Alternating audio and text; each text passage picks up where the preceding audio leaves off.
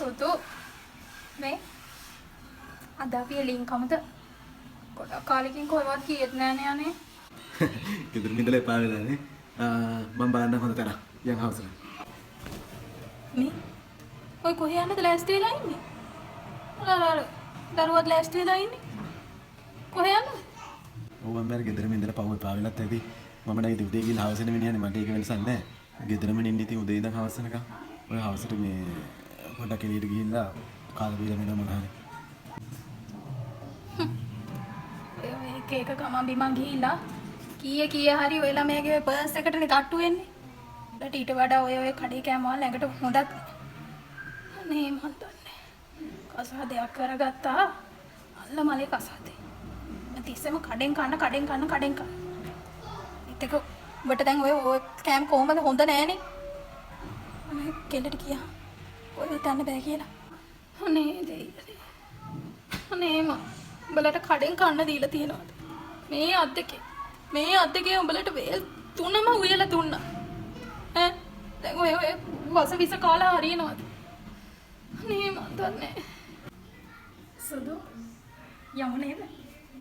වා මේක මේ ළඟදී ගත්ත ගන්න නේද? ආනේ ඔය යන්නේ නැහැ කොහෙවත් අඳින්න ඉතින් අපි කොහෙවත් ගියෙත් නැහැ නේ. ඒක ලස්සනයි. ඒක අඳින්න.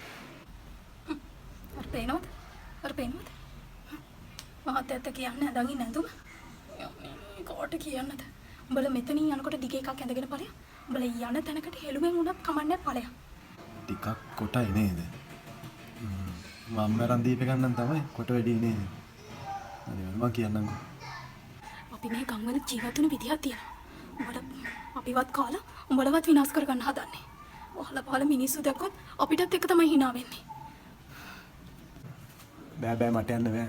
බලනවා නිකන් අතේ තියෙන ඉතින් කීය හරි තට්ටු වෙන වැඩක් නේ වැඩේ. කිසිම තේරුමක් නැහැ නේ ගිහිල්ලා රුපියල් 5000ක් 6000ක් දීලා එක වෙලාව බඩ පිරෙන්නේ නැතු කාලේනේ ගන්නේ බොරු වැඩන්නේ සල්ලි විතර කරන එක.